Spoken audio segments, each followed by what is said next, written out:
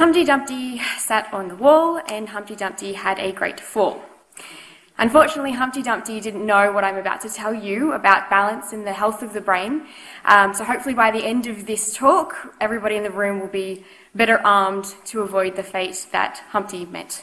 Might be best to avoid sitting on any walls for the next 10 minutes or so, just to be safe. Balance is a fascinating and complicated phenomenon.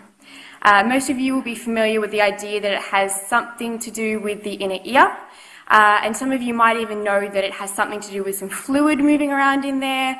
That's why the world keeps spinning after you've stopped. But you may not be familiar with the machinery that's actually responsible for that sensation.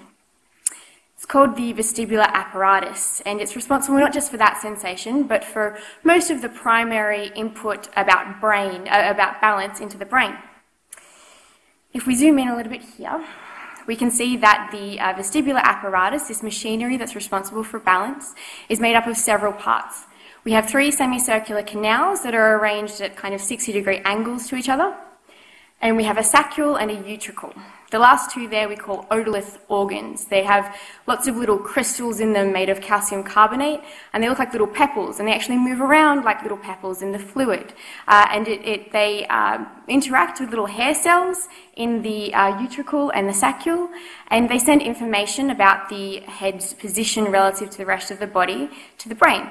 And that can be about tilting or rotational information or acceleration and stopping. So lots and lots of different components of balance, and all of that is put into a little package and sent into the brain via the cochlear vestibular nerve.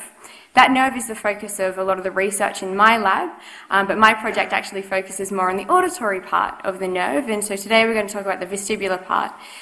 There are a lot of analogies, analogous organs and functions between the auditory and the vestibular systems, and it's really interesting to kind of look at them both and compare and contrast because they can inform our research from both perspectives. So, when the information about balance enters the brain, it heads to a structure called the vestibular nuclei in the brainstem, and you can see them just at the very bottom of the image just there. But the information is not worth anything just coming in. It has to actually be able to affect the body's postural control and its gait. So from the vestibular nuclei, the information is sent to a lot of different structures via a bunch of feedback circuits where it can affect the body's muscles. One of the most important of these reflexes is called the Vestibulo-oculor Reflex, and it's kind of depicted here. So from the vestibular nuclei in the brainstem, information about the head's position is sent to a bunch of the nuclei throughout the brainstem and into the higher structures in the cortex that control the movement of the eyes. The reason that this is important is because that reflex is able to stabilize our eyesight when the head moves. It's good for when you're practicing your pirouettes, for example. You can actually test this reflex really, really easily. Just fix your eyes on something in front of you and then just move your head gently from side to side. You can see your eyes stay put while the rest of your head is moving, and that's because of this reflex here, which is very cool. There is another direct kind of vestibular muscle reflex in the brain that's very, very important to us all. It's called the Vestibulo-spinal Reflex, and you don't get any points for guessing that it has to do with the spinal cord. In this reflex, the information from the vestibular nuclei in the brainstem, those same structures in the bottom of the brain there, send information downwards through the spinal cord, and you can see on the diagram here there are cut slices of spinal cord heading down. And in this reflex, there are 2 parallel pathways, the medial and the lateral vestibulo-spinal pathways. And when the information reaches a certain part of the spinal cord, it exits out and starts to innervate different muscles in the body. In this case, these particular pathways are heading out to the back, the postural muscles that keep you upright. And this particular pathway is responsible not just for keeping our legs and back straight, but also for keeping our head straight. So it talks to the muscles in the neck as well. And this reflex is the reason that cats are always able to land on their feet. And it's also the reason that babies throw their hands out when they're newborns, when they're falling, is because of information in this particular pathway here. So it's very, very important, and it's really interesting to study from a behavioural perspective. It may not surprise you as well that alcohol is known to strongly affect both of these pathways. I'm sure nobody here will have ever experienced that. And so you can see what we call balance, this sensation of balance, is actually the integrated function of a plethora of tightly coordinated feedback loops requiring participation by multiple sensory and motor structures in both the central and the peripheral nervous systems. It's clear then why balance problems are so serious and why they're fairly common. In many cases of things like hearing loss and visual impairment, we're able to address the issue with hearing aids, with glasses, in some cases with certain types of medications. And for the most part, in a lot of those types of conditions, the patient or the subject affected is able to maintain a decent quality of life. In the case of a lot of balance-related pathologies, that is not the outcome they face. And in balance-related pathologies, the outcomes can be devastating for the patient affected.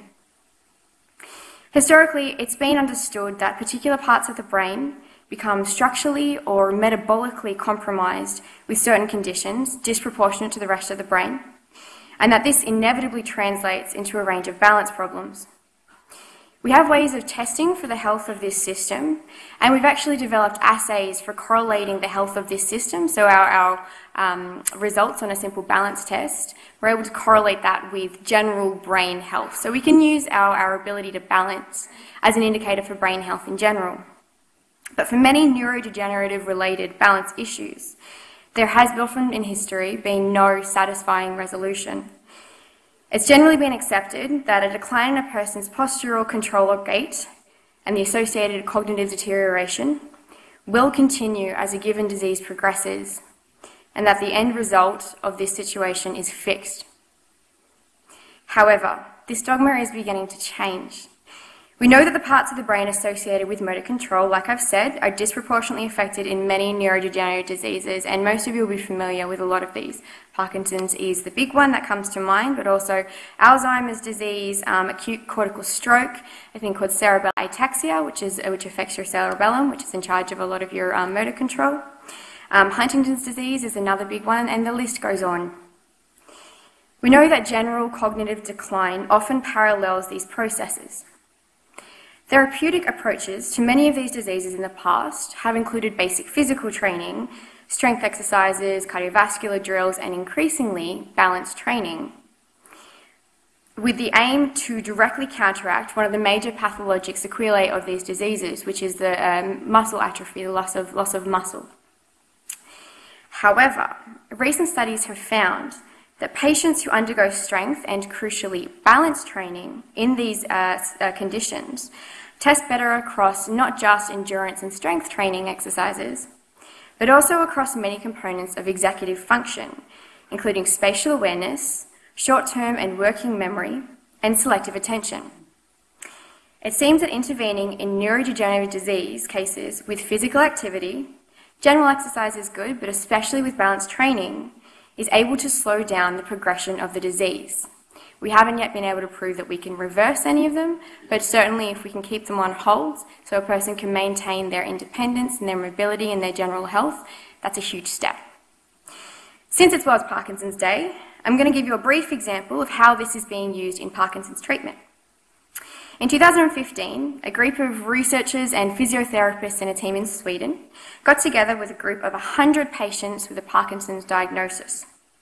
Over the course of 10 weeks, half of the participants enrolled in a balance training program called High Balance. It's a training program, it's not the shoes, for any of you that's involved, that are knowledgeable about the latest fashions. And this program, High Balance, involves physically challenging and attention-demanding switching tasks, integrating postural assessments with analysis of gait and attention-switching abilities in combined motor and cognition tests. The researchers found, unsurprisingly, that this training improved overall balance and reduced risks of falls compared to the controls, but also that the trained patients scored much higher on their attention-switching tasks. They followed this up with a study that they published just in January of this year. I'm going to give you an example of the kind of training that they use, if I can make it work, which of course I can't because technology is difficult. there it is. Yep, hello. Outstanding. I don't know if I did that or if my friend in the top. Thank you. Outstanding. So this is the kind of training that's involved. And what they found in this particular study that involved 47 people affected by Parkinson's disease, who again underwent 10 weeks of this particularly challenging gait and balance training. So at the end of the study, participants tested better across a range of motor control related metrics, which is what you would expect, but showed particular improvement in a dual task interference test, which is a standard measure of cognitive processing.